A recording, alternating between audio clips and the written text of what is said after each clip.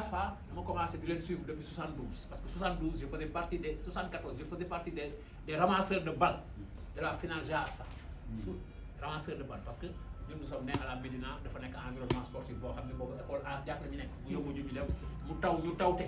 mooy di j'ai gagné ASFA 2-1 ma suivre ASFA en basket suivre ko en football suivre ko en handball suivre ko en athlétisme ñoom Grand Ndiaga ñoom Bamba Diallo ñoom Assane Péri dem si yàlla si donc ñoo ñëpp dañ leen doon seetaan ñuy ay xale ñuy seetaan aussi ay ñoom Antoine Beng ñoom Koundoul yooyu yëpp comprendre ko football aussi ñuy seetaan ay ñoom Lay Ngom di seetaan ay ñoom Grand Koulibaly yooyu di seetaan ay ñoom Yamagor barki démb la ma yónni kër Grand Koul parce que ñëw ne ko Grand Koulibaly dafa feebar waaw kii mu ne ma Koulibaly dafa feebar mu ne ma kat comprendre ko petit frère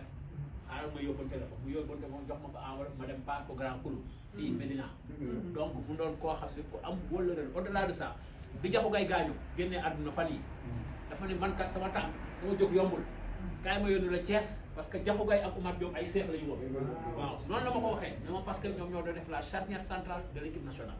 ma taal sama oto dem ba Thiès ni ma demee Thiès far yàlla ma fekk fa magu jaxu gay fekk fa aussi Mass Faye bu Kaolack nga xam ne moo jaxu ay wëllëre lañ ma paas ko maxu moo xam maxu donc kii ni muy def dugguleen du lu bees du dara mais tey sport bi dafa sooxee te sport bi li mu sooxee nii yéen ko mën a parce que man ASFA dama leen yàgg suivre récemment dem naa Gambie gis le colonel Ndiagne Diouf parce que moo nekkoon ASFA suma xarit la comprendre nga seeti naa ko ba fële actuellement il est en Gambie donc yéen ASFA bu ci taxaw ñu créé woon ko c'était pour au moins faire rayonner le sport sénégalais et aujourd'hui le sport a perdu des valeurs qu'on le veuille ou pas parce que tey on a des dirigeants qui viennent chercher de l'argent ce ne sont plus des éducateurs ils viennent chercher de la notoriété parce que dañuy wut ay tout te bu njëkk sport dafa amoon ay dimension sociale yoo xam ni la première dimension sociale c'était une dimension éducative mooy dañ la ciy tàggat yar la ci tey ñun ñii dañu nekkoon ay sport man j'ai pratiqué le football le basket l'athlétisme et le handball parce que ñii ñoo nekkoon à l'époque Iba Mario bu ñu fa ñëwaan dañ ñuy taataan ñoom ci basket taataan ñu ci handball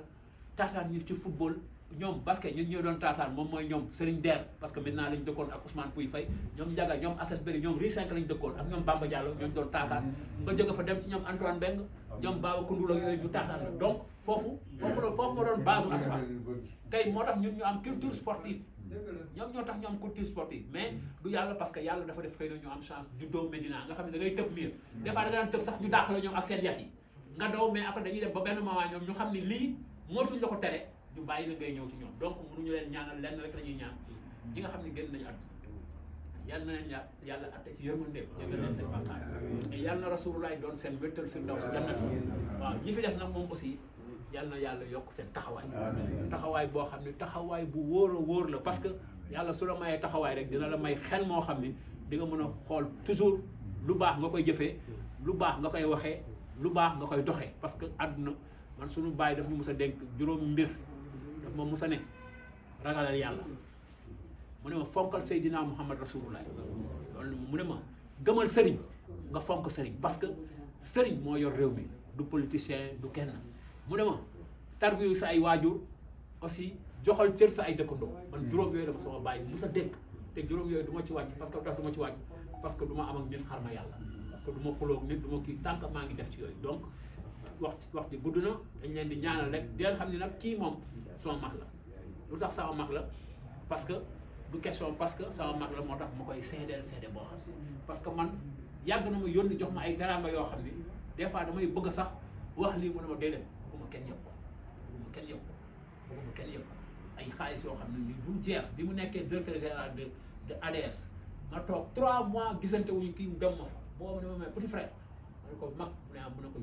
président Macky Sall daf la dénk loo xam ni comprendre nga bëggatuma sax ñuy gisee wala ma fay ñëw comprendre ñuy ngay di gàllankoor sa liggéey parce que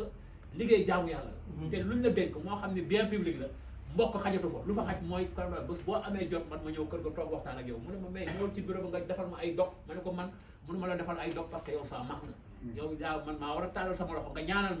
ma war la gannaaw dem sama xel daal donc soo mag boo xam ne la dama koy gërëm di ko sant dañ daan ñëw fii suñu ñëwee dañuy toog ci maire bi mu ne ma petit frère ma ne ko doon maire bi dañuy toog maire bi moo may defaral añ moo may defaral ma lekk ba suur comprendre nga toog waxtaan ak moom dem ñibbi des fois mais petit frère yow maire bi nga seet si wala man ma ne ko grand frère baal maa ko man parce que su ma ñëwee comprendre donc suñu yaay jooju aussi yàlla na ko yàlla xare àjjana parce que en tout cas su fekkee ni de yàlla day fay comprendre nga baax yàlla day fay xol yàlla day fay jëf man am naa ci njort bu rafet parce que xam naa ni kër gi képp ku fi mës a dugg nga ni Pape Mayel ngay set wala Mariane amul kenn bët buñ la xoolee des fois maire bi dañu naan ñëw sax Pape Mayel nekk bu fi nga toog di nga waxtaan moom pendant 2 heures 3 muy téléphoné Pape waaw Pape foo nekk yaay maa ngi ñëw Pape foo nekk donc loolu tey dañ koy ñaanal yàlla moom lépp lu mu def parce que ay waajuram am nañu ñaan tey soo gisee tax waajuram am ñaan moom ni mu mel nii la parce que su fekkoon ni peut-être am na taxawaay bu mu taxaw bu ñaaw tey ñii ñëpp kenn du fi nekk su fekkoon amul woon wóllëre kon lii du ko def parce que koo xam ni man defar am na toog sax ci yàgg man comprendre parce que man jala faral honnêtement mais yow ma ne ko grand yow nan nga mën a faralee ASFA je me posais cette question là parce que ASFA du question base populaire du dara mais dalay daan wax dala daan expliquer ay arguments irréfutables yoo xam dalay wax ne ASFA d'abord c'est l'éducation parce que soo leen xoolee ASFA mosul doo dégg nga ni ASFA moo yàqamat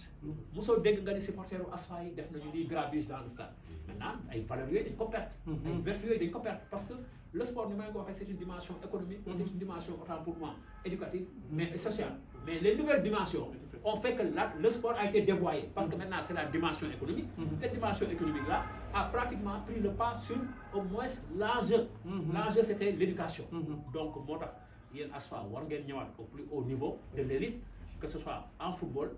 que ce soit en basket vous êtes toujours en athlétisme ba léegi boo xoolee y a des records qui sont pas encore tombés le record de Cheikh Ndiaye n'est pas encore tombé le record de Ngingue n'est pas encore tombé donc yooyu yëpp et puis vous avez eu un champion du monde militaire Cheikh Boy donc ASFA ak un champion du monde de judo comprendre donc yooyu yëpp dafay tax aussi ñu xam ne ASFA aussi am na lu mu liggéey ci sport bi et maintenant yéen a ko war a mën a pérenniser comme mooy c'est vrai que c'est la grande muette les gens ne vont pas souvent vers la presse mais aussi aujourd'hui il y a l'ouverture il y a ce qu'on appelle la pluralité des médias et au-delà de la pluralité des médias war nañu wax ne parce que ASFA et ça aussi c'est la faute des journalistes parce que les journalistes ñoom ñooy war a di gëstu di dem di seeti l'équipe man quand j'étais au Soleil moi je suis journaliste de profession quand j'étais au Soleil chaque semaine je faisais au moins le portrait d'un grand sportif que sont-ils devenus dem seet fu ñu dëkk toog waxtaan ak ñoom donc loolu aussi ñi ngi koy ñaan journalistes yi ñu gën ko di def parce que valeur dafa ñàkk ci réew mi tey repère dafa ñàkk ci réew mi te tey soo xoolee militaire mooy lépp moi man quand j'ai eu ma licence au niveau de l'UFC mais dama def recrutement bi ma defee recrutement ba at bi ba war a dem sama bourse génn Allemagne ma dem Allemagne